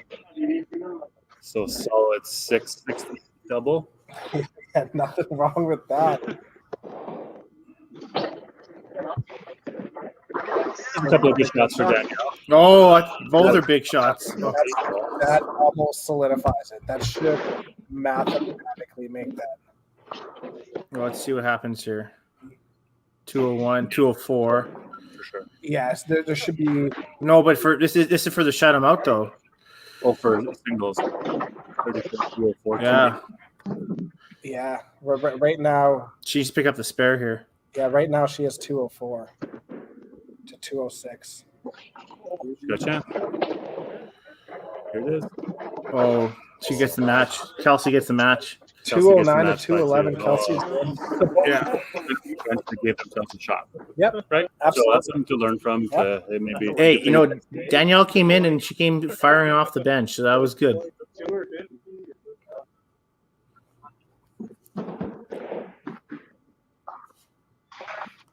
Right now, it's 2 wins for the Okanagan and 1.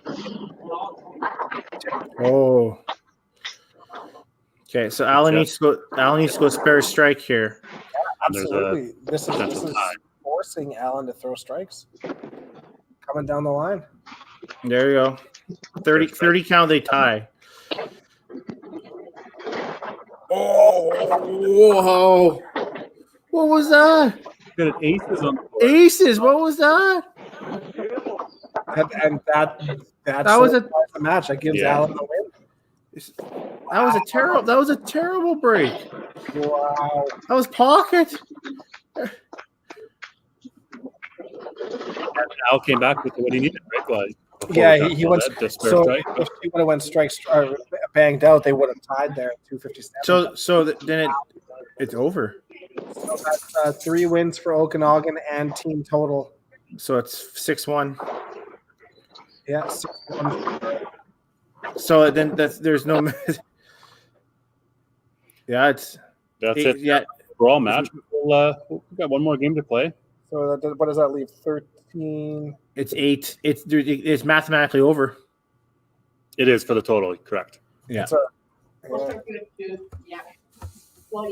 Up on there, Timmins, Al. That's was the best overall, but it is what it is, right?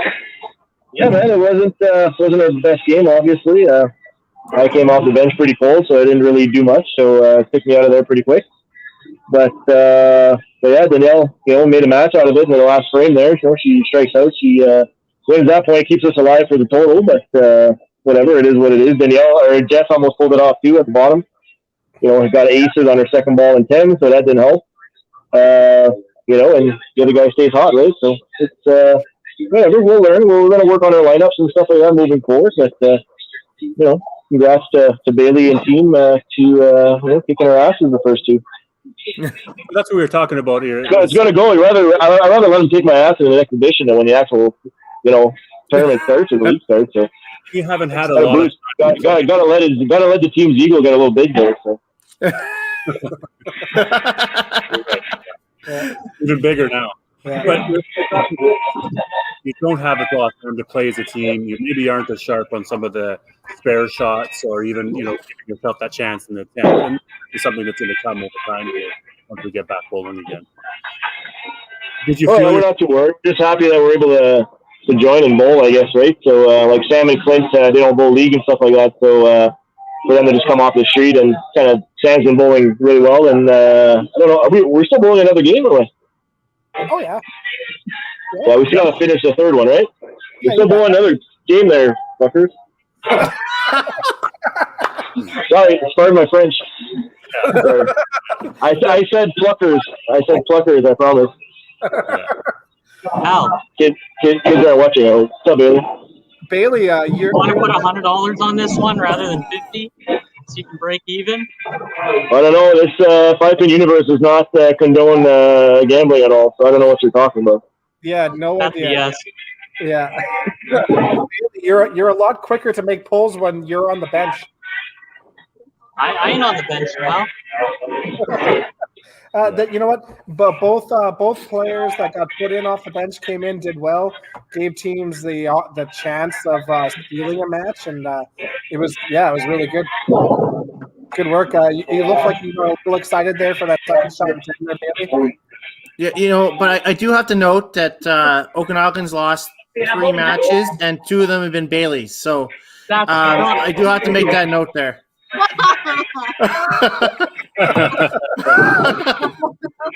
Maybe we should be I'd like to be Kim now. Yeah, so I don't know what's going to go on with the lineup, but at this point, I guess it doesn't really matter. We'll just put up something up there, and we'll be good to go. Yeah, do what you got to do. Good luck.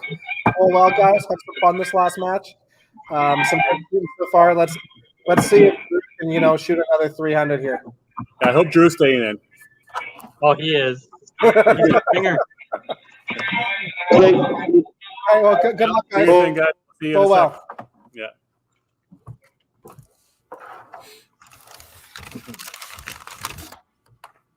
Oh, you know what, though? That's good, though. It's been a great practice, a great learning curve for everybody. Obviously, we can't say how well we were going to be bowling if we were in their shoes because we haven't even thrown a ball yet. So for them to come out and both shoot over 11:30 for the first game is absolutely pretty good. So what do we think we're going to see in lineup there? Okay, so still the same names, but maybe they'll move. I feel like Okanagan's probably not going to switch their lineups at all.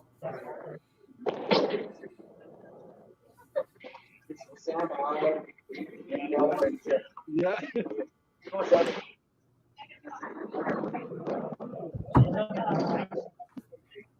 And Sam, of course, had a good start in the first game, being lead off. In the second game, faltered a bit, but he still won. He's 2-0 in the leadoff spot, so you see him still going there. So that's a good call.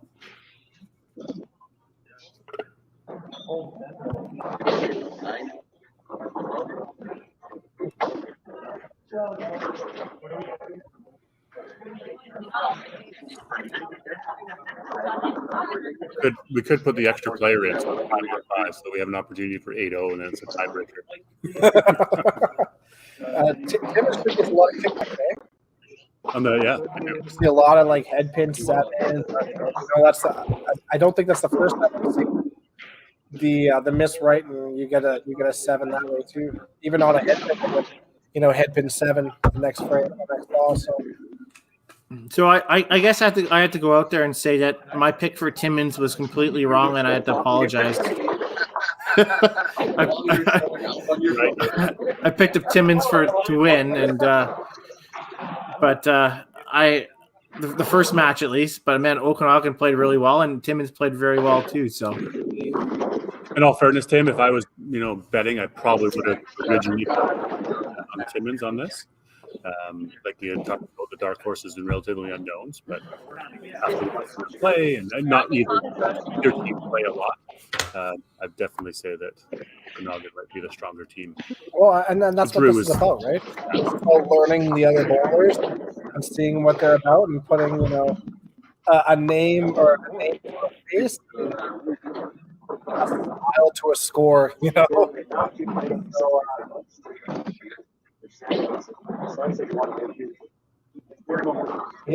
there's no slouch on either team.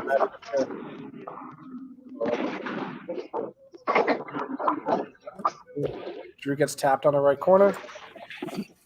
Timmins starts real good. Al goes up to a strike. Pretty solid there under Joanne's name. Yeah, so then did Clint go in third? No, that was Danielle was in third. Okay, so Timmins is going Sam, Al, Danielle, Jess. Gotcha. Yeah. So I don't know who's on the bench, but so it means Joanne and Clint are on the bench, or one of them is. Yeah, so Joanne is on the bench.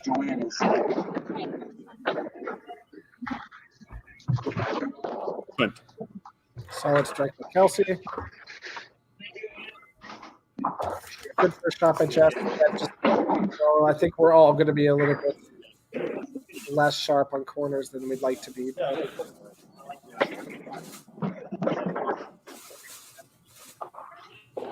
It's a good spot for an open. You start off 3 marks. You're trying to shoot. I mean, 4-player teams. You're probably hoping for 3 marks a frame. Now, do you see anything regarding their lineup? Al played the anchor spot all 3 games. Jess has played anchor all 3 games on Timmins' side. They're looking to establish some rhythm and some formation to their teams. Yeah. I'm a little surprised that Bailey is up top, but Bailey is super consistent. He hits the middle lots. He's not a super quick sort of style bowler. He does take his time up there. That's for sure. I've seen him get pretty deep in tournaments and start taking more time. But hey, it all depends on team dynamic. And you know what? This might be a little bit of a different team dynamic when you're on virtual too, right? When you're playing head to head in the center, I'm a person who likes to get up there and throw a strike right away and try to, put that pressure on the team right away. But I don't know how much they're truly paying attention ball by ball. Yeah, I don't know if their lineup will change. I mean, when Bradford's in there, and I think who else would be in there? Is Mike Elder on that team? Yeah. Yes. So I mean, I think that lineup will change a little bit more dramatically, a little bit because, and you have to look on the other team. I know Al's letting the other teams play a little bit more, but Al's not a 2-player. I don't know. I think Al's more of a leader on that team. So I think he'll probably keep Jess at the bottom, but I think he'll probably play a little bit more of a 4 or higher up probably too, right? So I think once the other players are there, and I know Sean too, because Sean came out to TPC, I think the lineups will change obviously a little bit more around than we think it will. I think so too. I think especially for like Okanagan, Mike Elder is one of the most consistent and solid players I know of. And, he was unknown for so long because I believe he was living in Merritt and had never really known the competitive side. And when he went in and he just started lighting things up. He is incredibly solid. I don't surprised him up top or at the bottom of the line. Yeah, so maybe they're missing their anchor. Yeah. Right? And Al goes into the 4 spot, right? But Al played great and comfortably down lower, right? Sure.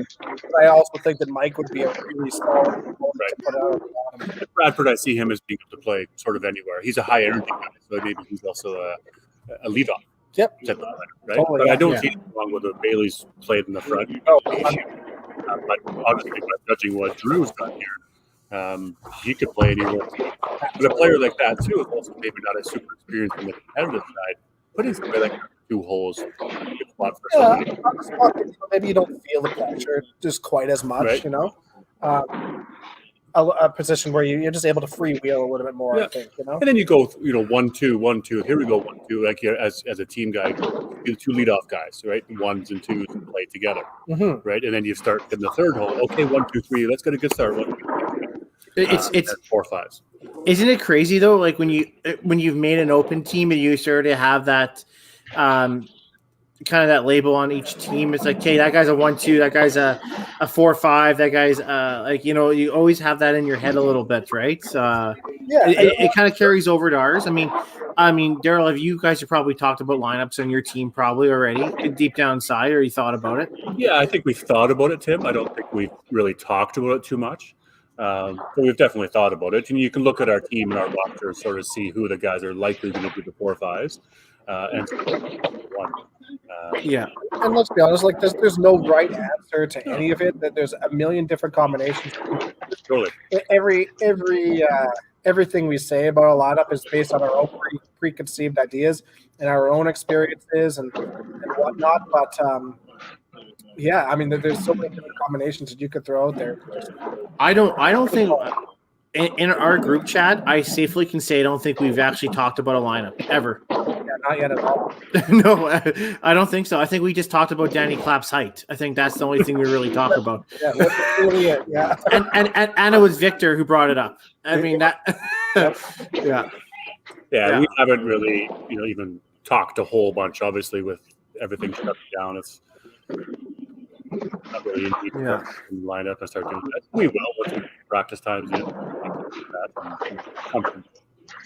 Oh, you see Al's break there, eh? A chop strike. Wow.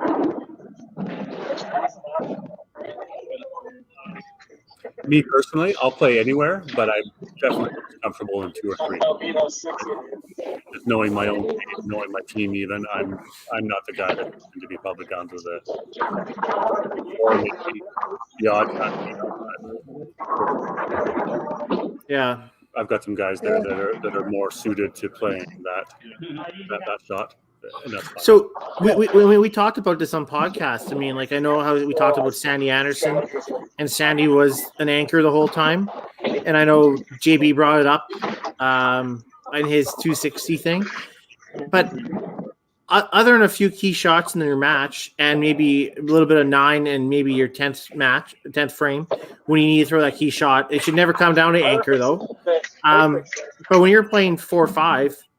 A lot of the times it's just keeping rhythm. After your first ball thrown as your leadoff, it's just keeping the rhythm, right? I mean, is it really any different? No. Well, and I guess sometimes it's how much time does a player take in their approach, in their setup? If they're a really long setup player, you maybe don't want them at the leadoff or second, because then it just slows everything down for 3, 4, 5. Got like Adam Weber. Obviously, he's a guy who can make the shot, good at the anchor, and throws the bomb when needed. He's a much slower in the setup. Yeah, he's naturally, because of that reason, better off being down here in the bottom. A guy like Dexter or even Bruce, for that matter, are great at leadoff because they're quick, right? They'll attack the line, attack the approach, get on there first, and get going. And it don't take a whole lot of time because before you know it, you can have 3 guys with strikes, 4 guys with strikes, and the leadoff on the other team might have thrown a head pin, and you're 4 bowler. Yeah, I think lineups. Yeah, I totally agree. Lineups all about momentum, right? I'll just almost had another chop. Yeah, it's crazy to think about that. When we won in 2017, Weber only played 1 at provincials, and at nationals he only played 1 game at anchor. Oh, really? And he played the 3-hole the whole time. And we said we're not going to play you anchor ever, and he played anchor 1 game, and we lost. And it's like, yep, it was against PEI. It was against some team like PEI, I think it was. And it's like, nope, you're playing 3-hole from now on. And Evan played lead, so we had the 2 slow guys at first and 3. and then the rest of us were all around there. And Freddie was 5, so it was like slow, fast, slow, fast, slow. Right? It was a weird combination, but it worked. Right? So not something I would write home about. Well, that's like you said. It's all about the rhythm. And Yeah. as you get going in a tournament, you might have preset notions of where people are going to play. But once you start getting going, it's not going to be your week playing anchor, or it's not going to be your week playing the 3. You're going to be around. So every team has to do their thing to find that lineup and find the momentum. It might change through each match too, right? Yeah. So pretty close across the board. Not first spot. First position there is neck and neck. 87 to 90, both on marks. Second one is definitely advantage to Al, and third match is definitely advantage.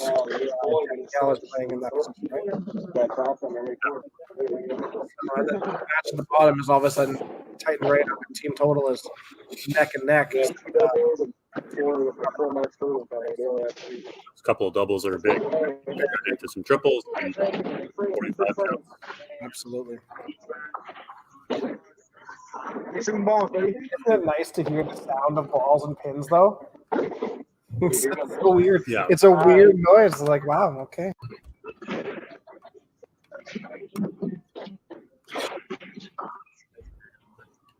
Sounds like they got some open play going on. Double up there for coffee. And really get the push. Yeah. That's where you can see Okanagan Lane 5 is being used right now. Yeah, it's awesome to see. Go out and support your centers, everybody. Everybody will need it when this stuff is over. So.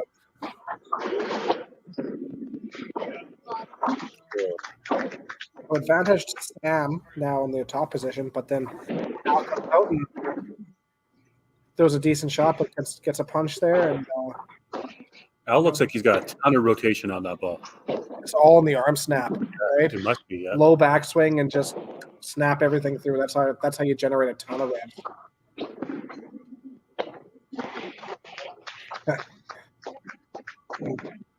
Drew brings that match right back into life there. Solid shot and was super confident on that strike. Great shot. Chelsea. She seems to favor that left side. Yeah. Just like Drew's on more of the right side.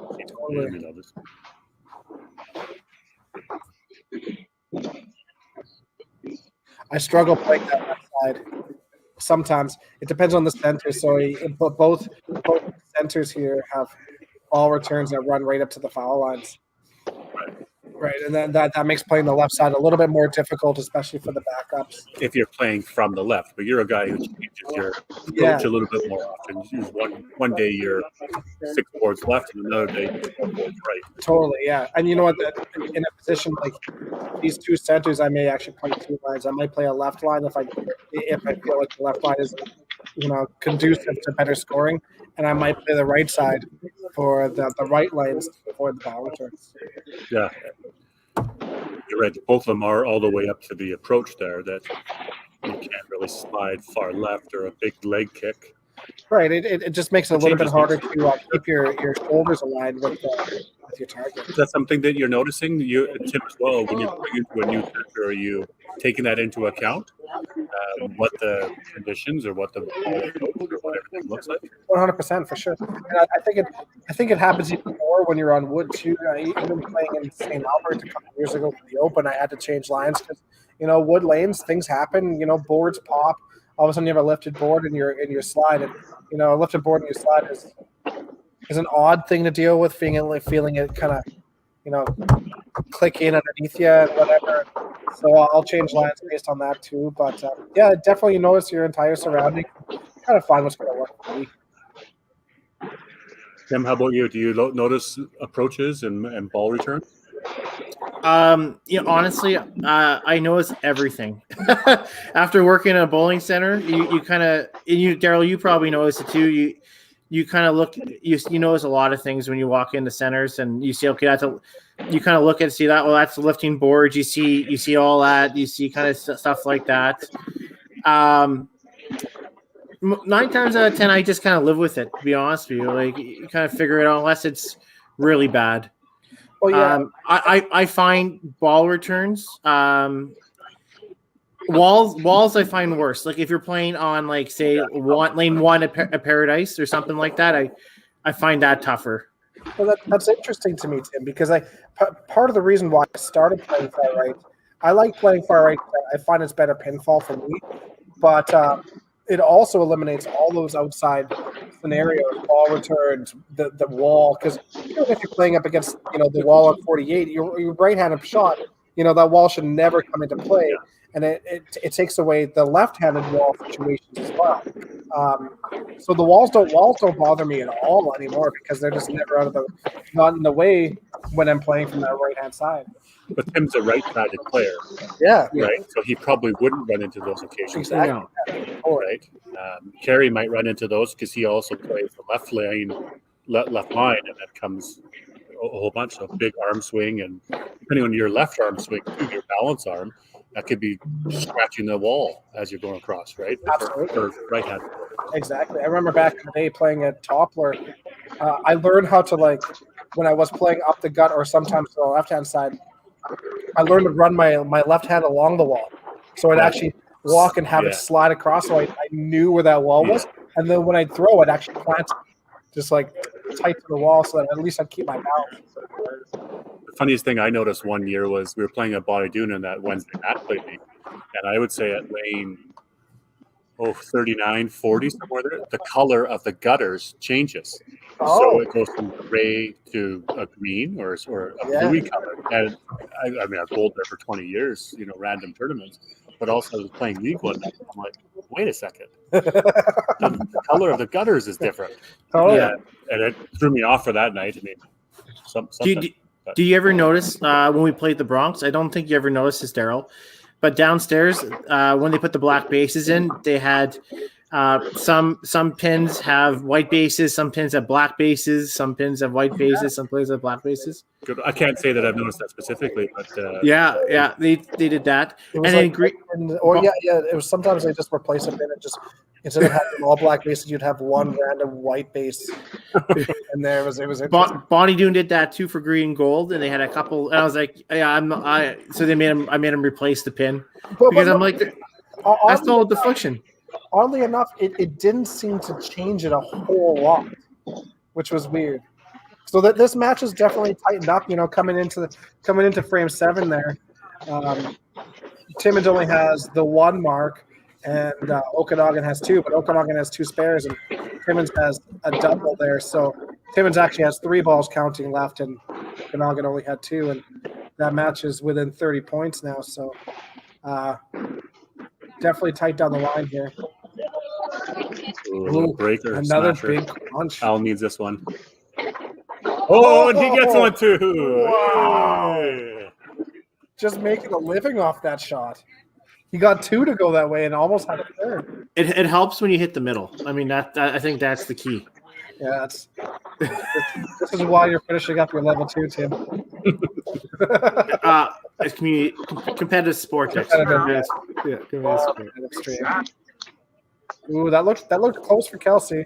High on the right-hand side, and with the backup that could punch, but that looked now is Bailey going to pull? I mean, that's the question. There's 2 questions. Is Bailey going to pull, and is he going to win his match? I mean, those are the 2 big questions we got here. He'd only be able to pull. Yes, we did make the pull. So Alan's out. Looks like Trevor's going in. Okay, there we go. So I mean, that seems like that's the logical one decision for sure. Yeah. Looking like a reset, I'm assuming for Timmins here. That left 3 pin looks pretty pushed back.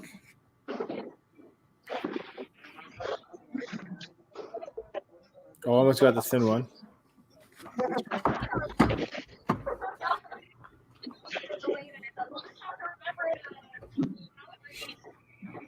But like I said, it's just so nice to be able to see and watch live bowling or hearing the sounds. Yeah. Ball return coming back, things crashing. It's weird, isn't it? Yeah. Isn't it eerie being at the bowling lanes and it's quiet?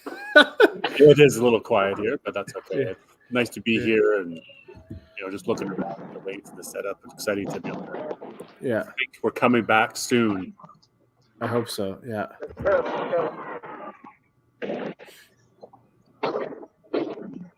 Thought about bringing my bowling balls and stuff today, but I was like, no, I'm just not going to get myself all excited and start throwing. It's a big spare for Jess.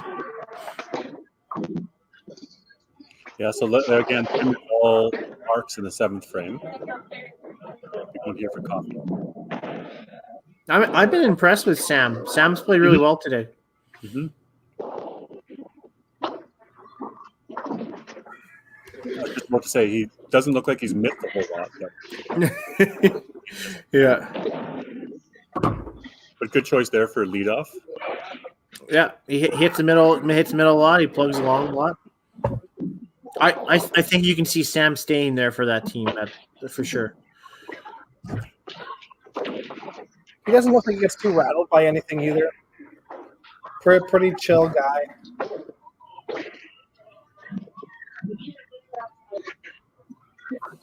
So this match here is going to be tight now. So 180, it could be 180 to 179. Ooh.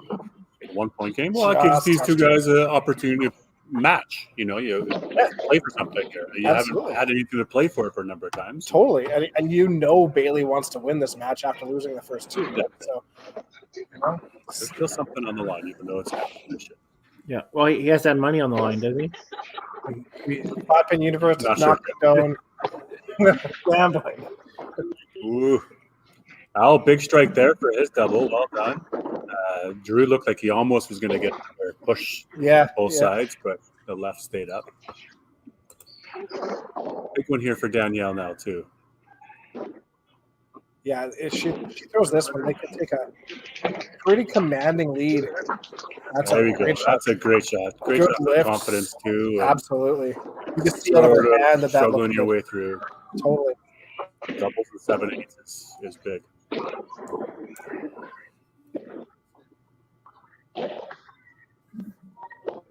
I start counting my 135s and 180s in the 7th and 8th. Yeah, we've talked about this on the podcast, but definitely the 8th is the 135. More and more now the 180 in the 7th. You can start to see the add-on. That's big numbers, right? Yep, absolutely. And I think you do that from both sides. With the lead, you start counting down. Balls to shut people out, and from the other side, you're counting down. Okay, I need this much, and how much time do I have, and what do I need to happen for us to, for us to succeed.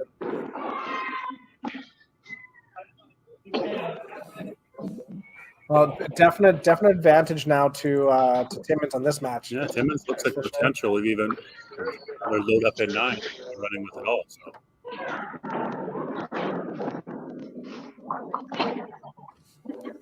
Yeah, Al's got to throw one more and see what Drew does in the second spot there at 9. Absolutely. I mean, I still think advantage to Drew at this point, but frame 9 could change that whole match real quick. I think these guys want this, right? Oh, totally. This is okay. Their last exhibition. The only exhibition, right? The only exhibition is you're in a team format. You want to throw a shot when you need it.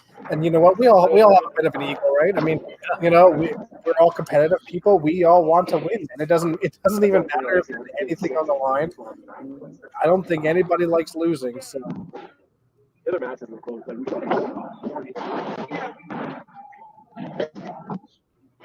Good lift on that ball for Coffee. He really gets it. There was some lift there. Tom Patterson will be happy with that. A slow fall right corner. Okay. Pretty sure that was down. Yeah, that wasn't leaning. It was just making adjustments. A late pull. Al, big shot here. Pushes it. And a slow. Where's the fist pump, Al? Where's the fist pump? Yeah. We want to see it. All right. Come on. We have some matches. Like we talked about, a big triple there for Al. He's pushing the pressure for Drew. But not only does that bring him back into his match, because it also really gives them a big boost as a team. That having that double definitely gives them a bit of a cushion there.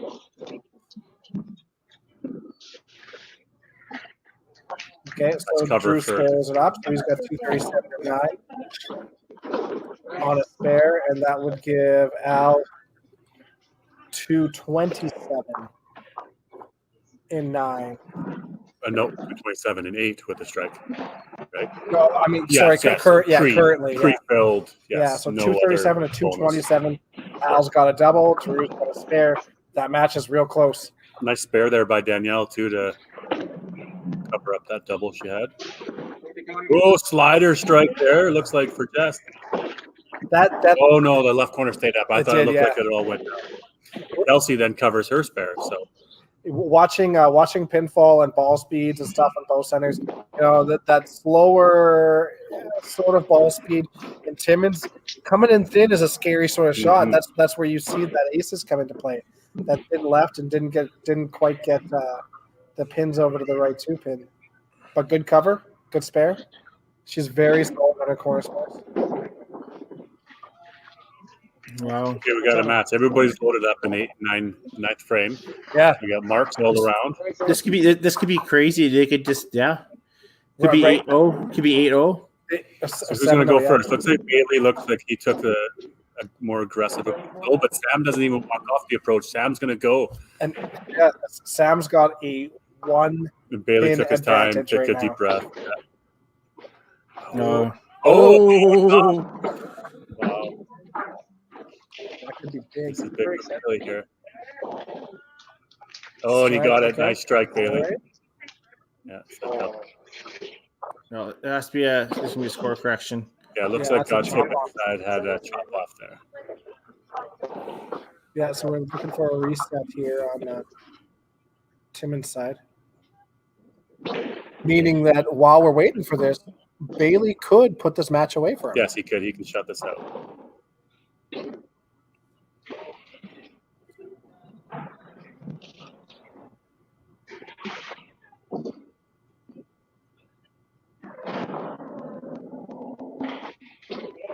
That's enough. Oh, another pusher. That'll be match. That seems to be fairly common there. Yeah. Lincoln Lanes. That feels like a place I would like to play. I think so. I like those. We're coming to the Okanagan for 30. Absolutely. Yeah. So Bailey successfully comes back in this match. Sam can max out at 240. So Bailey's already won that match. So 1 match for Okanagan. Bailey comes back and steals 1. Let's see if Al can return the favor.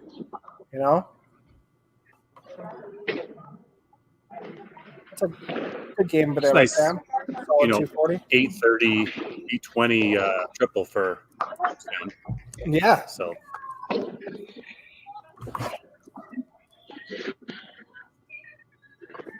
Bailey 251, 59.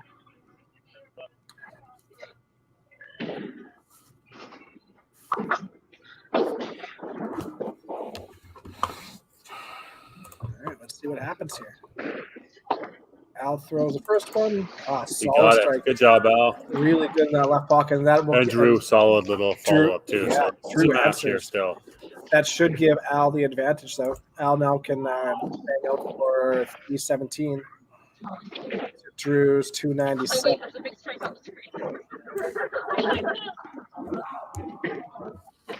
So right now, Al is hitting at 272 to 267. We're waiting for the ball. Another 290 coming. 282. It's a big shot here for Al. I don't think he needs to strike. But he got it. He got it. That will be enough to shut him out. I believe a corner spare would have won it for him. That feels good for Al to, obviously game 2. Nice starting off with game 1. He sat on the bench as a manager, key player. Good teammate. Game 2, struggled coming in a little bit cold, but to come in game 3 now to come in and shoot a 5-bagger to finish. Yeah. To come back 6. And steal that match. That's looking forward to a season now, a league. Like, okay, I'm part of this. Always nice to win a match 300 to 300, right? Good shot, Kelsey. Solid game by Al. 307 to 297 in the second spot. Oh, that didn't look like a miss by much. No, that looked really close. She's quick to go, but that's just to get the last 2 points. So that will give Timmins that match. Yep. Danielle will get that win there. So it's 2-1 for Timmins in this match so far. Oh, and a nice strike there, Danielle. Same thing for her too, right? A little bit in the last game, but just definitely feels much better in this game to have a good outing and finish things off even too. Oh, I think they pushed. Oh, no, is it? No, I can't quite tell that left corner. Yeah. Seems to be. I got a couple good shots there by Trevor. Gonna come in and try to finish strong. Didn't get to 233, so that match is already over, but it's nice to see him come in. We got a 6-1 looking like finish here. Yeah, it looks 6-1. Pretty concrete. Yeah, nice couple balls here. A little bit more freewheeling of sorts, it looks like, for Trevor. He came off the bench really well.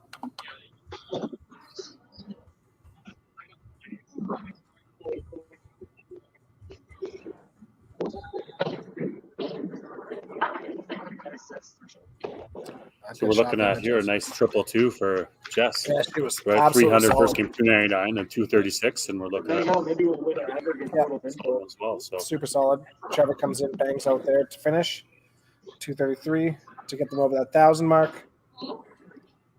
Oops, I heard somebody in the background say, whoa, or maybe that was her as she's going there. Nice finish by Trevor there, 4-bagger, he said. Yeah, Team Okanagan, they were 8 strikes in the 10th frame. Yeah. That's a quick bowl that can turn around, right? Right. Sorry? 294 there for Jess. 294, nice. So we're 600, we're 830. It looks like Jess might have snuck out the high triple. Am I calculating that right? 249, 49. Well, Drew's got 900 something. Right, Drew has 900. You're right. Yeah, Drew played really well. Once we get some math on a couple of these scores, but 3 definitely good triples. Absolutely. But that's again, they don't know how to count. You guys really, really like to make Timmins look bad, eh? What do we do there? Well, the total should be 12-9, not 13-9. But I'm just saying. Oh, giving a bonus. Look, we don't work in banks. You work at a bank. Yeah. You got to make sure that your math is right. Yeah, solid third game there, though. Al, how do you guys feel about that? That was some 7 for a couple of guys. 7 and 7. Oh, go ahead, Billy.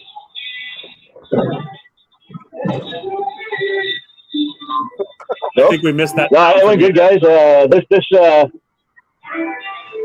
you guys hear me? Yeah, we're good. Okay, yeah. So our team played good the last game. So, we kind of grinded it out here. So, we weren't playing for much, obviously, just to make it reasonable. The 12-9 spread looks a lot better than the whatever could have been, 19-3 or whatever it was. So, it's a good way to finish. You know what? Jess bowled well throughout the day. Clint, well, you didn't play after the first game, so still need to come in practice there. He'll write the time. But everybody else, I felt a little better this game. Danielle came off the for me in the second game and good warm. We're losing you a little bit there, Al. So we'll wrap things up with you. But yeah, like you said, I'm going to work with the team behind here on the tablet, kind of what you really need to. We just got everything else and just pushed it in 2 seconds. Yeah. But looks like you guys found a bit of a rhythm there. You came in and it sounds like you found a rhythm there. Good time to do it. The exhibition, that's what it's there for. So yeah, that was really good to see. Bailey, you guys played great as a whole. You finally won a match. Goes to you, Bailey. But you guys looked solid through. It's nice to watch some of you guys bowl and learn some of your styles because some of you guys have never seen play, right? And you all have really solid shots, and yeah, you guys look solid out there. We're learning a little bit about Drew here, Bailey. That he might have an instant connection to the bowling alley there. What? Doesn't Drew's dad own the bowling alley? Oh, yeah. Yeah. Oh, that's a good connection. But you guys, sounds like we've got the public bowling now going on at the Bold Bowling Center, so things might be getting a little bit harder for you to hear us. So He hasn't bowled in 5 months. It was the first day. Really? He hasn't played in 5 months? Wow. Well, he looked sharp. got to be happy with that first start exhibition, Bailey. All right, well, I want to thank you guys for coming on. We really appreciate your time in doing this. It was good for us, for our learning end. I'm sure it was good on you guys too, and a nice way to get out and actually throw some balls. Really appreciate your time. Thank you guys for doing this. I hope you guys had fun. Right on, guys. Cheers. Nice, guys. Awesome. Guys, thanks for doing it. Thanks, everybody.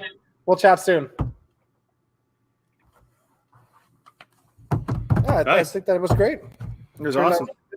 Yeah, and like we said multiple times, just nice to hear live bowling happening again, and people throwing Absolutely. shots and meaningful shots and having a chance for winning, and seeing doubles, triples. We saw a 7-bagger. Some great shots, some a little bit of weaker shots, some not quite on their game. Those are going to happen, at peak season form. It's going to happen a lot more often at non-peak season form. So, it was good. That was a good exhibition. It was a good match, some good bowling there. Pretty happy with how that turned out. It was awesome. Yeah. You guys did a great job. Well, thanks for all those that tuned in, and looking forward to doing this for real. Perfect. Sounds good, everybody. Have a good weekend. You too. Take care, guys.